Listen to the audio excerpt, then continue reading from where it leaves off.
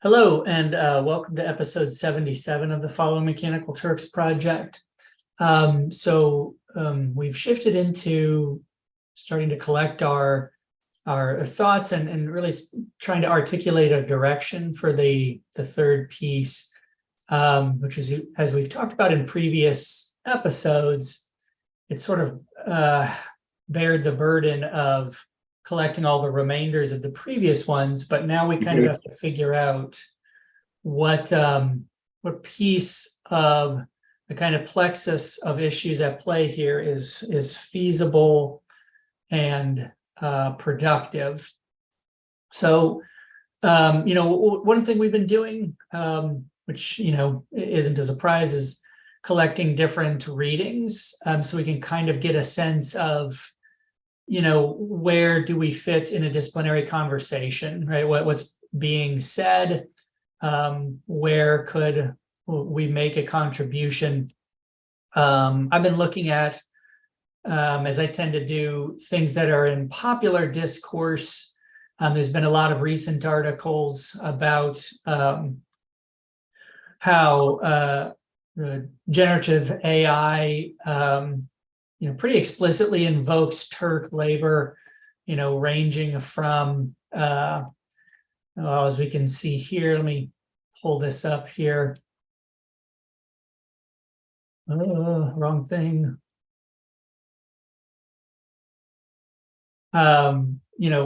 Articles like the sort of kind of hidden caste of human employees, often low paid, sometimes, as we can see, in particular kinds of precarious situations.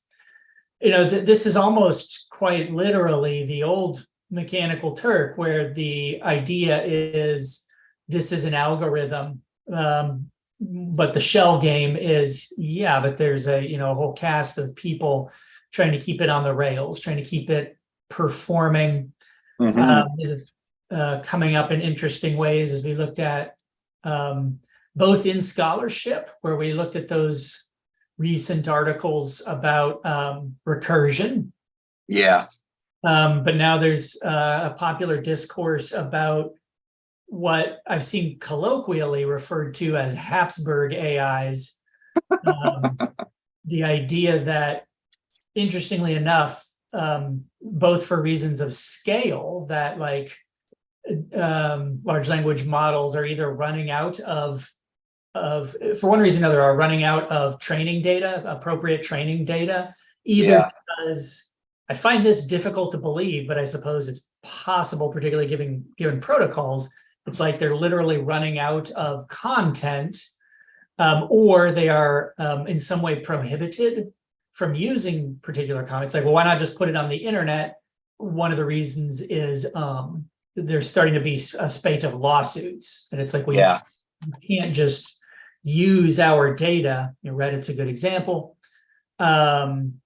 without paying us, because you're literally developing software off this, right? It's not the same thing. A human being reading and knowing something.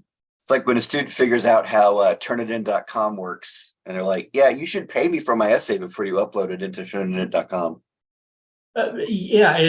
Those are not dissimilar things, where it's like training data kind of currently exists in a liminal space, but because of the United States IP system, it's easy to see how that's going to get resolved. They're often loath to give any issues of sort of non-human personhood institutional credit. It's very rare. The one we keep returning to, because it's the most, I would argue, salient and significant example, is the Citizens United Supreme Court decision, which granted a form of non-human agency essentially to corporations, to private entities, based on the ruling that spending money was a form of political speech. Feels weird. You get that argument that it's like, well, I should be able to spend money to donate, in a more to buy a sign that says I support this, right? Well, if I can buy 2 or 3 signs, there's nothing wrong with that. It's political speech. you can see how that's going to scale up to, well, then if you own all the media, you should be allowed to control discourse, right? Right, because Fox News is just a big yard sign. Or Clear Channel Communications, Right. who owns, all local media. Ugh. The flip side of that argument, the one I'm even as a rhetorician a lot more sensitive to, is yes, but that creates unequal speech, right? Where Right. it's suddenly you no longer have a democracy because people's No. speech is not equal, or at least equal in inception, right? No speech is ever actually equal. It's another fallacious thing that gets trotted out where it's like, no, you're not being censored. People just don't want to listen to you. That's okay. Speech is not equal, but it has to be equal in inception, the same way that humans ideally should have equivalent access Yeah. to education, to opportunity, right? Even though in the end, the effects aren't equal. This is larger than this discussion. But the point is, barring that, there's been case after case where things like, can AI get patents? Nope. Can AI own copyrights? Nope. Can this monkey get a copyright for a photo it took with a camera? Nope. The United States is just really loath to grant non-human agency, oddly, to anything other than corporations. Or corporations. Yeah. Hurting our democracy. Big surprise.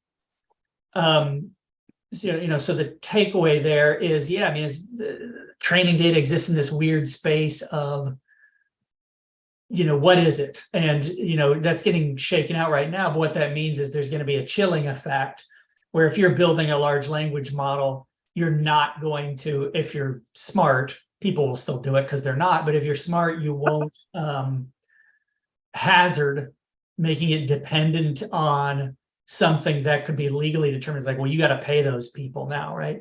You can do that if you're a big company where it's like, who cares? Okay, we'll give you a few million or billion. Those are toenail clippings to us. But otherwise, you're just not in a legal position where it's like, okay, well, I'm just going to let it loose on Reddit and just hope that the law cases go my way. Right. Anywho, so we're trying to figure out, not only is like, where can we contribute, but like also what's relevant about this. I mean, there are places where it's, the popular discourse about like people being moderators, it's like, well, that's straight up Turk labor. Yeah. So there are clear pathways in on that, but then it raises this question of, but what are we contributing to that? Because it's like, as we've talked about, we're not really like economists. Well, literally, we're not economists, or really even the kind of like labor scholars that we have read, right? We're not really like people who are either going to come at that as like a socio-political argument. And we got a bit of that from Kagel, who, wrapped up with like, oh, and by the way, Amazon's a monster. And I have mixed feelings about what you're doing anyway. Or people who will be like, well, Marx says this. It's like, I'm not interested in that anyway, but like, we're not labor scholars, we're not economists. So it's like, where are we coming from? What are we? Yeah. Where are we and who are we and what are we doing? Yeah, I like that because the Zoom setup, it's what I do every morning in the mirror. My daily affirmation is just, what are you doing here? So I think to transition from that, there was, and I sent you the link if you want to pull it up. There was a recent issue of Composition Studies where they do these sort of where are we forums. If you scroll down a little bit, and this one was on AI and writing, and so they had a series of sort of short essays. Yeah, there we go. And so I read through kind of all of those, both just interested in general, but thinking about how any given piece like this or the thing as a whole could potentially give us a kind of way to think about this third piece in particular, because as we talked about the last couple times,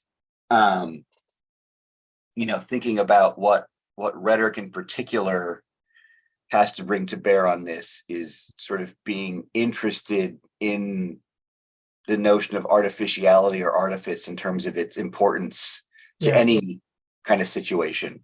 And even going back to, I was putting together my teaching writing course, and we do a unit on digital rhetoric and stuff, and thinking about, even Ong's argument that writing of course is artificial, right? That's the most natural thing about it, is its artifice. And so, right, sort of rhetoric is doesn't want to resolve whatever the conversation around this is. Its instinct is not to resolve it into either what's artificial and what isn't, but it actually wants to get in there and think about particular artifices. And so a couple of these pieces are pretty interesting in that respect. Annette V's, which we can talk about, and that's our guest for next time. So perhaps we can put a pin in that.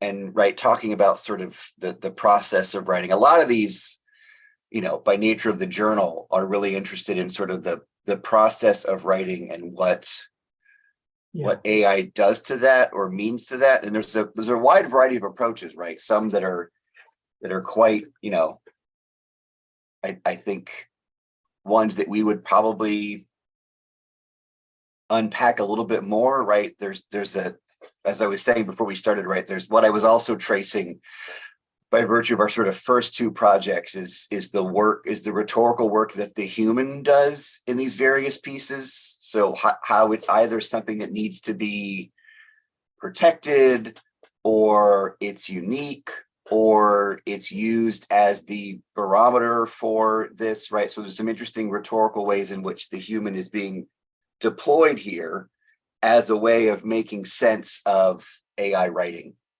So that the human becomes, the kind of normative standard for those kinds of things. But there are a couple of really interesting pieces. Scott Graham, who we've had on, but and what's particularly interesting about that one is the way that he really thinks about how it might show up in the writing process. Also starts with an epigram from that Ted Chiang piece, which I think we make mention of as well, or have at least discussed. In particular, because of Scott's interest both in sort of computational rhetoric, but his also interest in, genre and media, and thinking about how AI can inform that. It's I haven't read this, but that role of the human, we must have in our notes somewhere, the Ted Underwood piece where he talks about, I believe it's genre. Yeah. Right. And I mean, he has a quite literal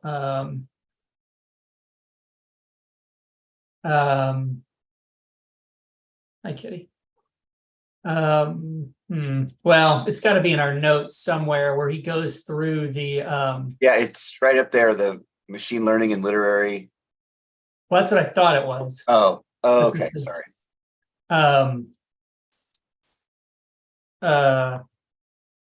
Where he goes through with like grad students about like, here's how we train the machine to understand a genre. I think it had to do, I can't remember.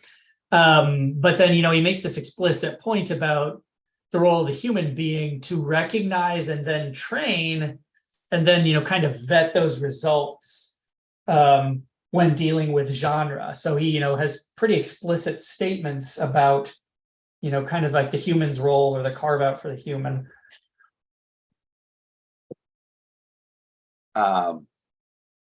Yeah, so he kind of thinks about how it fits in. I mean, he cites the Anne Lamott shitty first drafts.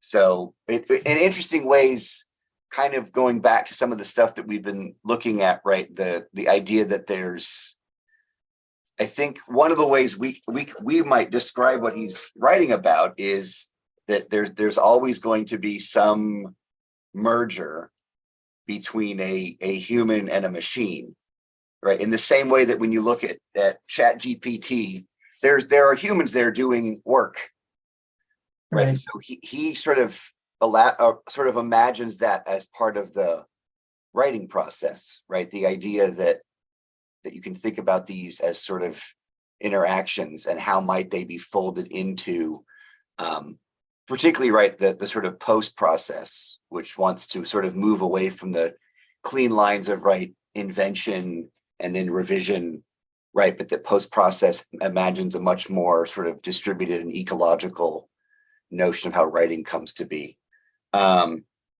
Another really interesting one was the first one by Antonio Bird, and it's the truth telling.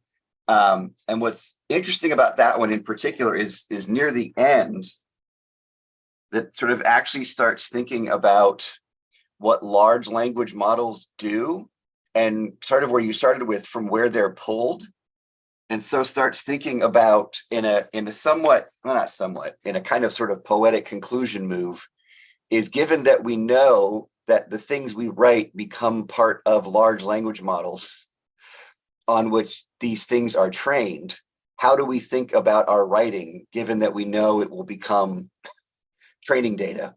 Yeah. So it ends with it. So it's not it's what I like about it, right? Is it's very open-ended and sort of, invitational to think about. But what I found interesting about it is, rather than thinking about what to do with AI writing itself, or how to assess it or judge it or read it or work with it, he brings it back to the level of, well, what's it being trained on? And if you think about your writing as potentially serving at some point as training data, how would that change the way that you write, particularly writing that's public and available? And what kinds of, language or patterns of thought do you write? So I'm not suggesting writing about love and empathy, but rather telling the truth about bigotry. We find love and empathy with the force of activism. So, right, thinking about these activities help answer the question, what truths do we write into public spheres for LLM audiences? So imagining it interesting in terms of our conversations about readability, right? That Chat GPT, before it writes, it has to read. Yeah. And what's it reading is oftentimes, a question that lots of people ask, right? Is it being just trained on 4chan or the creepy parts of Reddit, which might be all of Reddit, right? Surprisingly, if you let it talk long enough, it says something awful, right? You get that Seinfeld forever that ends up just doing a trans bit for 10 minutes. And it's why Chat GPT has to be so thoroughly moderated. Yeah. So anyway, I like that potentially also as a way of, particularly in light of the conversations we've had the last couple times about notions of artifice and taskscape, and the idea, and that, that thinking about whether or not it's artificial or not is not helpful. It's much more useful to think in terms of pedagogy, like how is this intelligence being cultivated, right? What's the taskscape in which this intelligence is emerging? And so the end of that Bird essay, I think, gets at that, I think, in some compelling ways, which is, how's it being trained? And potentially that's a place where people in rhetoric can think about where they might, intervene or think about artificial, is not just the level of, is it competing with my students in writing, or is it de-skilling writing, or is it a full-blown attack on the unique magical nature? Speaking of which, but thinking at the other end, right? Like, how is AI getting, what's it reading? Yeah.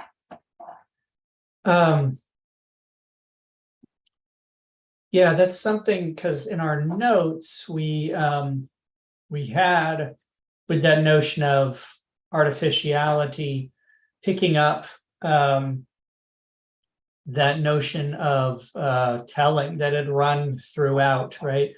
Some notion of the human sensor signifying the self and the act of communication.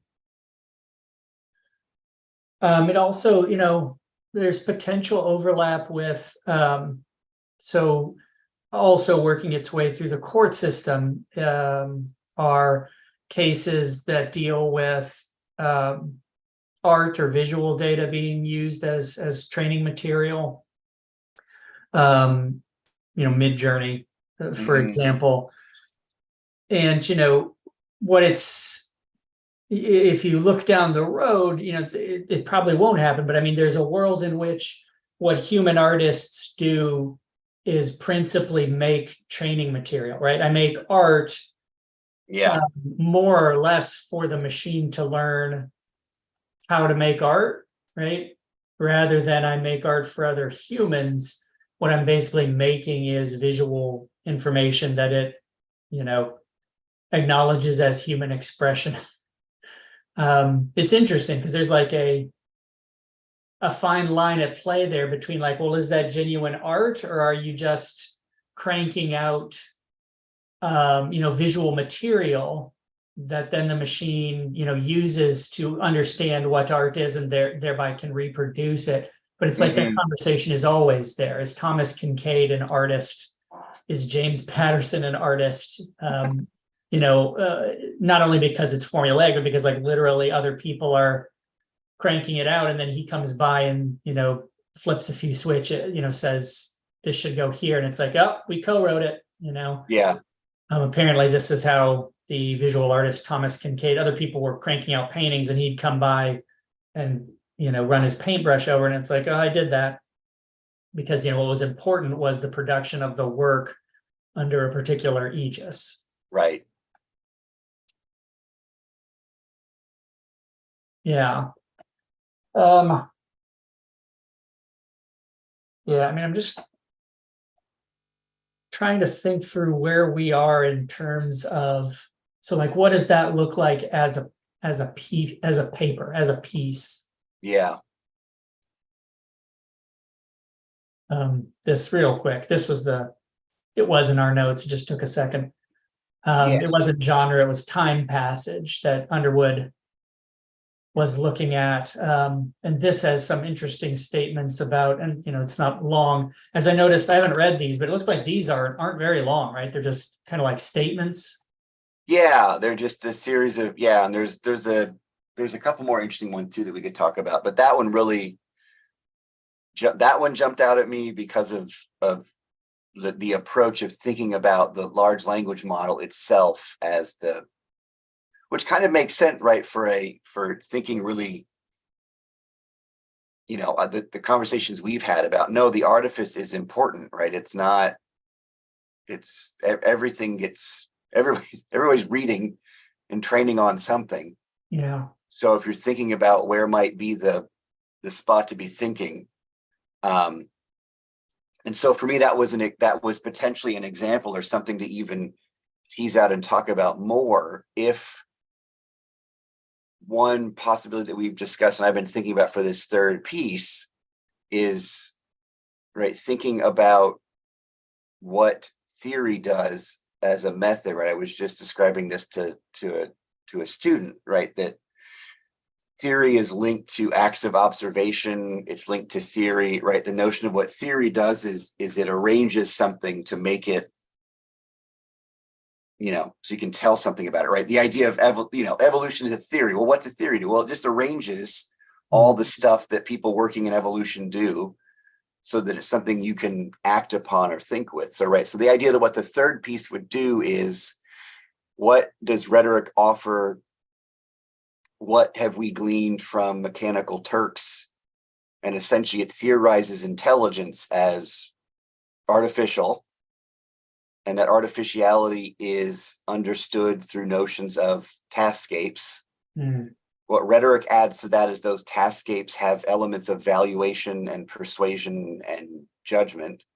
Yeah. And that for us, that's the better way to, or the more productive or better way to theorize artificial intelligence. And then what we need to do is, okay, now what's that get us that something else doesn't get? Yeah, right. And what I liked about Bird's piece is it starts to suggest, well, what's it getting trained on, right? If you spend all this time asking about whether it's truly intelligent or not, or whether it knows what it's talking about, or whether it's meaningful, right? The way that signification and meaning and intent, right, are still, despite a lot of people in rhetoric's best efforts to problematize those terms, right? Still, the language that pops up when push comes to shove. What if we embraced the artifice, and what would that do?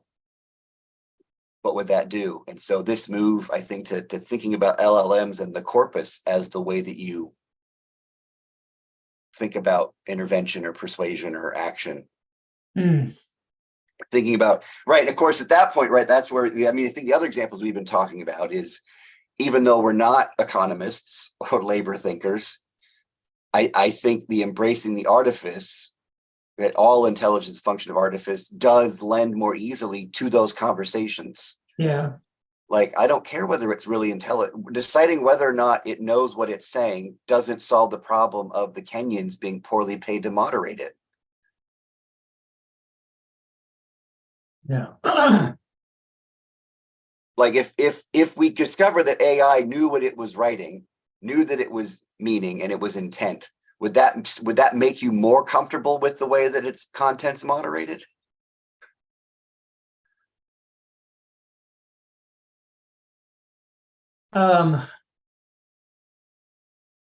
Yeah, and that kind of turns us to that Seinfeld question of, we're in a space of, I was talking about this with someone the other day, where these systems are getting a partial pass, right? The infinite Seinfeld had to come down because it was, what was it, anti-trans? What was the actual incident? I think that's what it was. Yeah, it was some transphobic stand-up interstitial.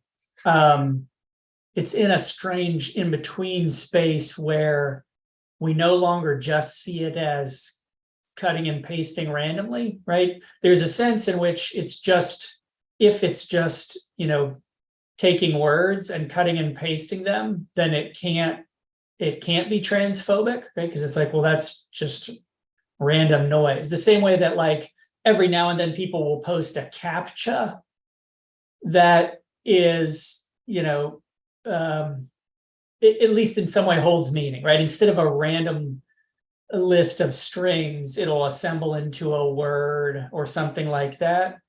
Yeah. But we give that a kind of pass where it's like, well, it can't really be, it has no intent, right? Right. But we also don't completely grant those intent because they're not culpable for what they do, right? I mean, the infinite Seinfeld was, well, we just need to get under the hood and tighten some bolts. It's like, it's not like it didn't have to apologize, right? And so it's in this weird space where it's no longer just a word combiner, but it doesn't have full culpability. Right. So it's like, well, who was responsible for the anti-trans dialogue in Infinite Seinfeld? And it doesn't have to be, I think, our common flaw is to try and put all that agency in one person, in part because legality kind of endorses that, where it's like, okay, well, who's really responsible for this, right? Is it the people who made the algorithm? So therefore, it's like they had a weapon. It doesn't matter that they didn't know what they were, that they didn't intend for this. They're waving a gun around metaphorically with their sloppy code. Is it the fault of the training data, where it's like, well, yes, it has bias because humans have this bias, right? I mean, big surprise. It's like, that's why there's bias inherent in, like, our predictive policing and everything, because it's being trained on inherently biased materials, right? So there is this interesting space of, agency and culpability being not squarely allocated, right? Well, what's interesting about that too, I mean, when you think about, like, any other, like, workplace harassment, like, intent is not everything. Right? Like, you put it up, well, I didn't mean to hurt you. Yeah, but it caused this harm. So that's right. We don't resolve, at least as far as but my understanding, right, that's not the end all and be all of deciding whether or not something constitutes sexual harassment in the workplace. Isn't simply intent. It's the harm it causes. Although it's a meaningful concept because that's what separates murder from manslaughter, right? I meant to kill this Yeah, person versus I looked down in my car to mess with my phone and I ran over your grandmother, you know? yeah.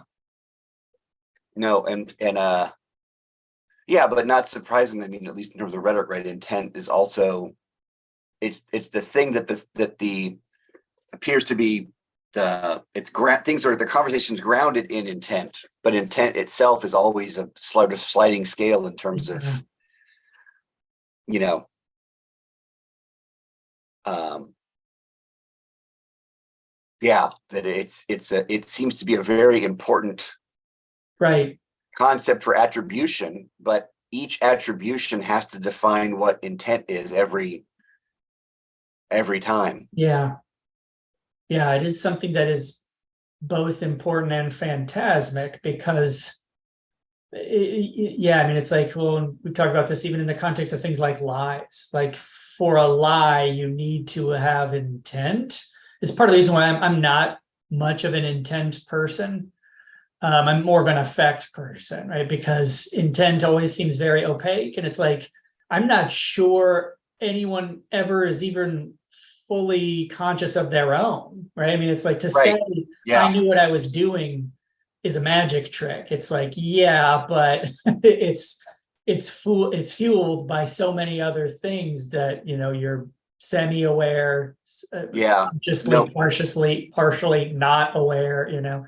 that was that piece I wrote with Martin Dirksen, the psychologist, about deception in both rhetoric and psychology. And essentially, we were coming from, we met him at a neuroscience humanities conference Right. as Years ago. and Andy Clark stands. But so the kind of opening of that piece is, right, rhetoric has really, I mean, rhetorical theory is really thought through and complicated questions of intent and agency, right? There's post-structuralism and post-humanism, and right, the idea that when you're writing, that's not simply an expression of your will. And so rhetoric really complicated this, except how does rhetoric think through lying and deception if it doesn't have an intending subject as its conceptual horizon?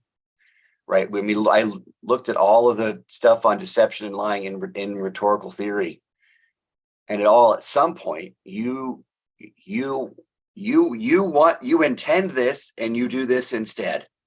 That's the only understanding we have of deception. So how can we think? So our thing was thinking about deception that arises emergently or distributed, right? The idea that how to talk about deception and lying without that framework of intent. It was kind of an interesting. How do you, is it irony where it's like, yes, but this doesn't follow from the expectations, therefore it's a lie? Well, partially it was looking at the conditions in which deception happens, right? So that for a deception to occur, a lot of stuff has to be in place beyond the intending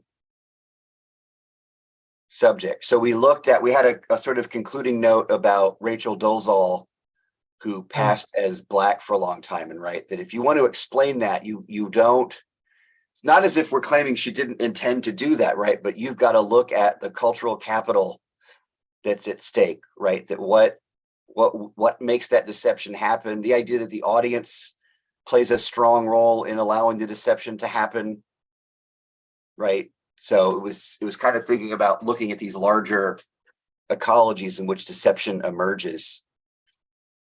Because otherwise, right, too, it's if you want to then, if we're now thinking also about attributions of responsibility, well, the deception was a function of the deceiver deceiving. It's like, no, but that you're letting a lot of other things off the hook. If it's just, right, like what was incentivizing the deception, what made it possible, Yeah.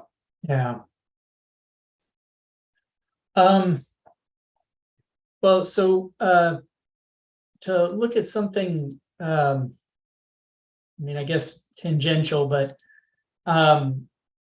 in that Underwood piece, this is kind of where he has this sort of, I don't know, this piece about like, so what's the role of the human here? And it kind of condense it.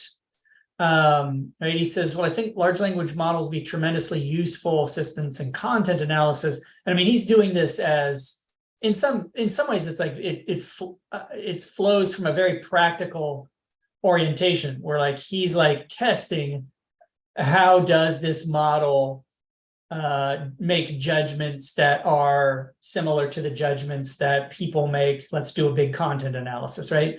But it does then move into, right? He says, I don't think we can dispense with multiple human readers. And kind of what he asserts here is, I wouldn't feel comfortable just making up my own definition of suspense, teaching a model to measure it, and then running the model across 1,000 books. The problem with that approach is not that LLMs have measurement error, right? The problem is that it isn't clear what a single researcher's construct means in the first place. Be confident that we're measuring something called suspense. We need to show that multiple people recognize it as suspense.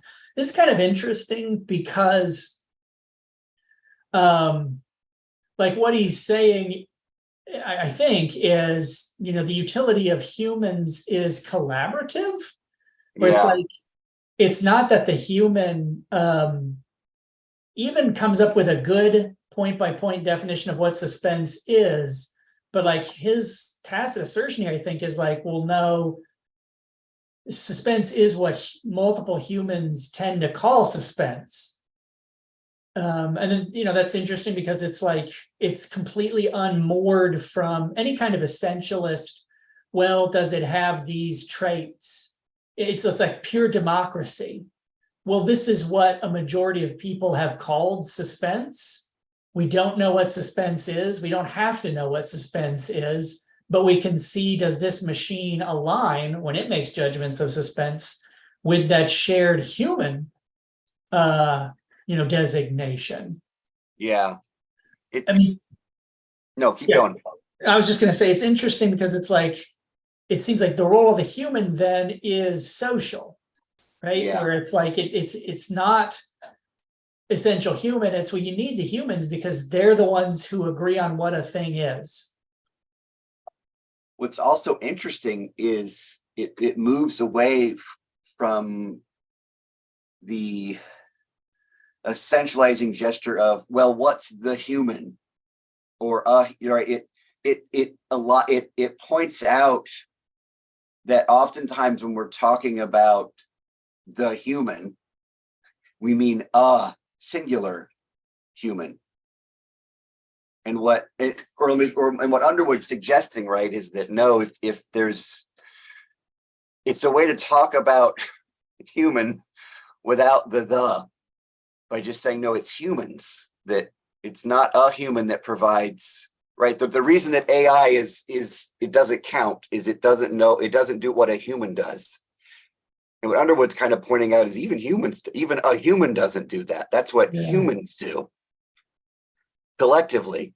And I don't know if that shifts it in some way. It's just kind of a thought, right? That even now the unexplicated thing there, though, is who gets to count as human. Right. Well, it's assuming. Well, that's what we say. It's like, yeah, but who is we? Well, that right, and that it's still but it does. It's at least like the benefit of someone who puts quotes around we when they use it. Yeah. In other words, at least it invite, because that's always right. When I'm reading all these pieces and someone says, well, when a human does, I'm like, what are you, please unpack that and show your work. And my instinct is, I know why you're not. Because you're gonna start describing some quintessentially human capabilities that are not universally present or universally accessible. I mean, that's when it's like, this is why I don't like humanism, is it gets ugly. It can get ugly pretty quick. Right. Once you start having to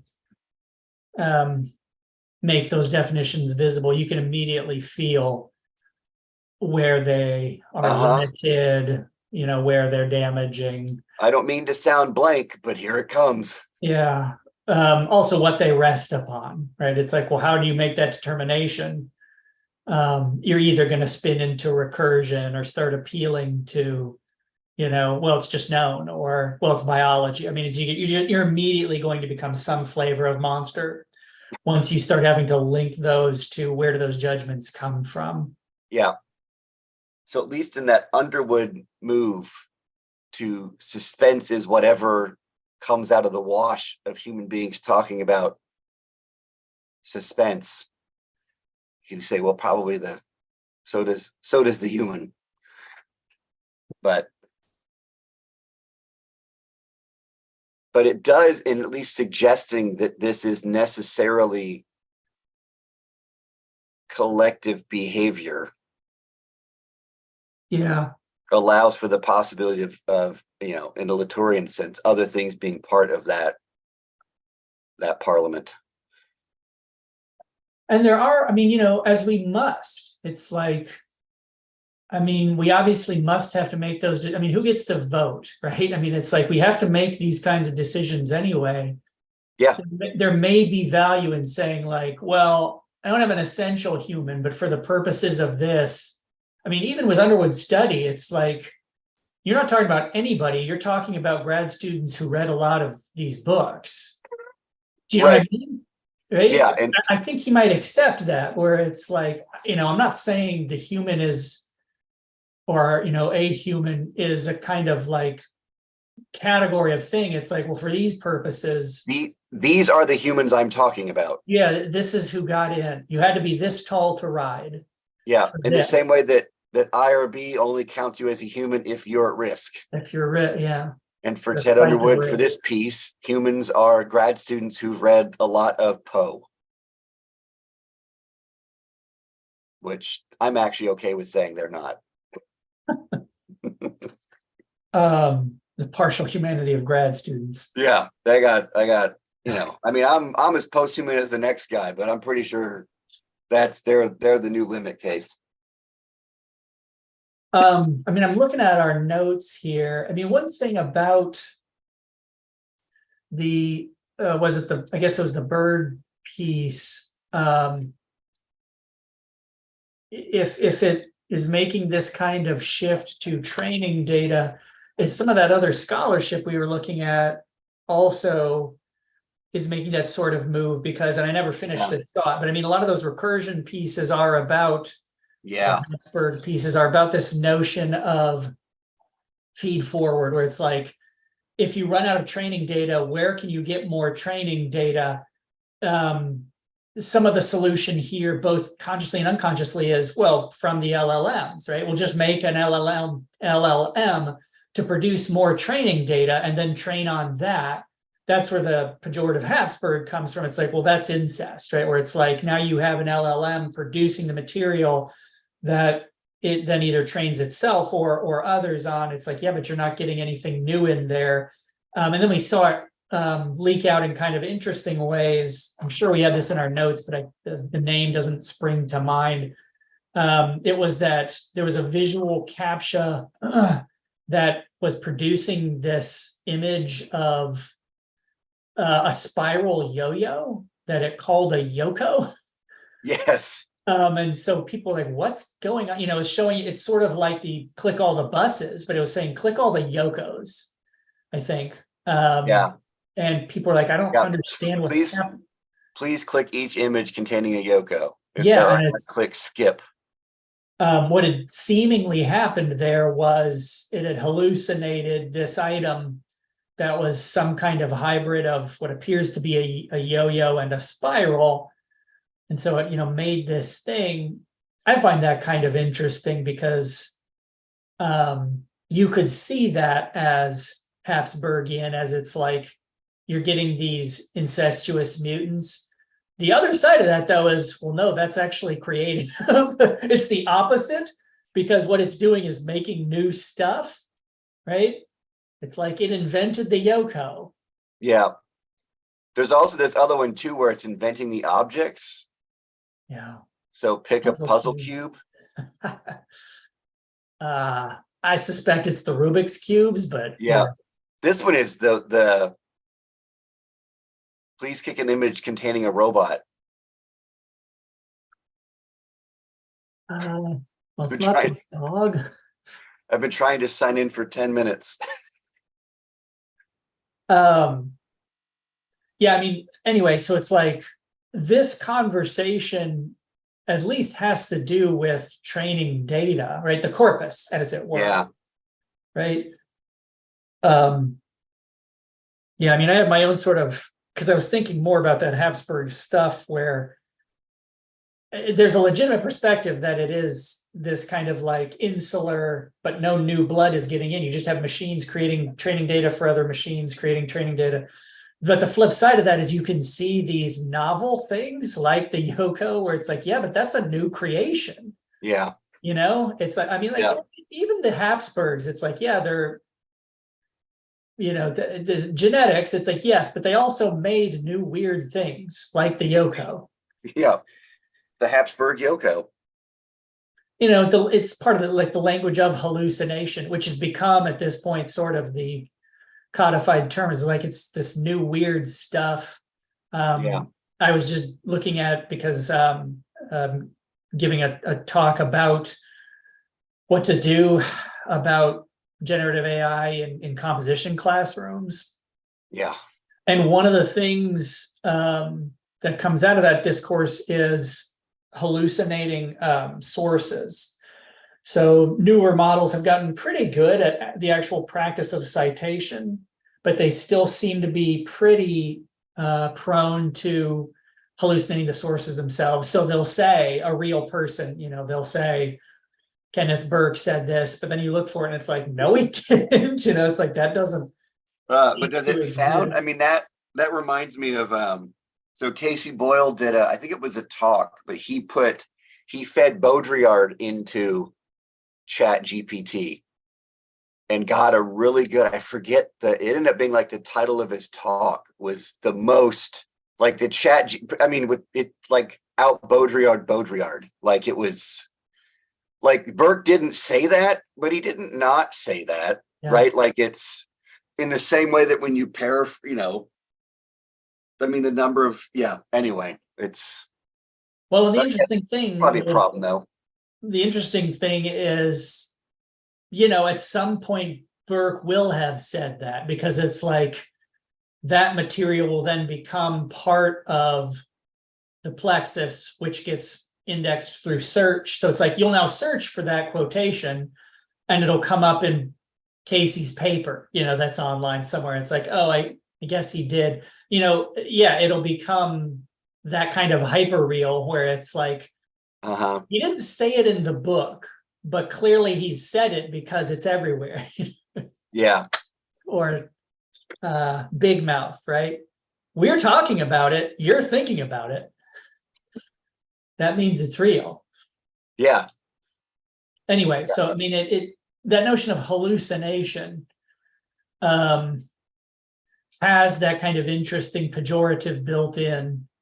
You know, you made this up, which with the machine we find odious, whereas with the Mm. human we find as creative. Yes. Separates them. You don't get to make the Yoko. We get to make that. For Yeah. you, it's bullshit because you're not supposed to do that. Yeah. Hold on, I'm trying to get that line from Casey. That's a side project. It won't leave my brain now. Well, if nothing else, those pieces allow us to align with a ongoing conversation, right? I mean, we can point to this recent special issue and say, this is part of the discourse that we are joining. I mean, is yeah. that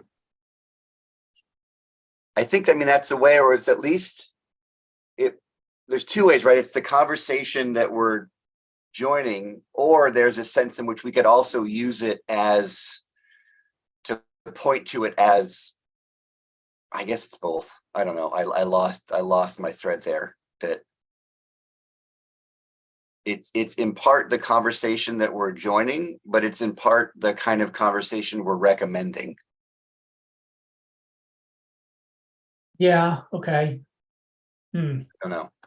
Well, I mean, I'm thinking about it in practical terms because, just paper wise, a real common and useful scholarly move is, Johnson recently said this and Yeah. Thomas recently said that. Yeah. What neither, Yeah. is No, it- I think there's a lot of room for that. And I think that's kind of what I want next week when we chat with Annette about her piece, is kind of thinking about how we would in conversing with one of the authors, getting a sense of, yeah. by the way, the title of the paper that was the line that the bot produced is that the bot said Baudrillard talked about the training of the real. Yeah, which I is buy it. dynamite. Yeah. I'm doing a thing where I'm having to wade into Foucault, which is difficult because well, a lot of reasons, but it's also like I've got right now it's like 3 or 4 concepts which he seems to define functionally equivalently. They're all sort of loose but saying the same thing, and I'm like, well, am I just supposed to pick one, or Yeah, it's Foucault. Pick. I have to jam them all in there? Because I can't split the hair about which one is. That's what a good footnote is for. Yeah. Okay. Yeah. I wish I could remember. I can't remember who it is. Kate would know this, but there's a scholar who says, it's like the standard way into scholarship is X said this and Y said that, but nobody's put them together. It's like, that's the structure. They said this, they said that, but no one's put them together. Or, they said this, but they overlooked that, Yeah. Standard. They said this, they said that, but they're both on the same side, actually. Right. That's my go-to. That way you're not attacking anybody. No, I mean, that's my no, just, two sides of the same coin is going to be like on my tombstone. Like that's my, it's the, they're having a dumb fight. Yeah. Okay. I think I learned that was the whole rhetorical situation conversation, right? Bitzer and Vats. Actually, they both agree with each other on the fundamental nature of the rhetorical situation. They just think different things are important, but ultimately they agree with each other on the most important thing.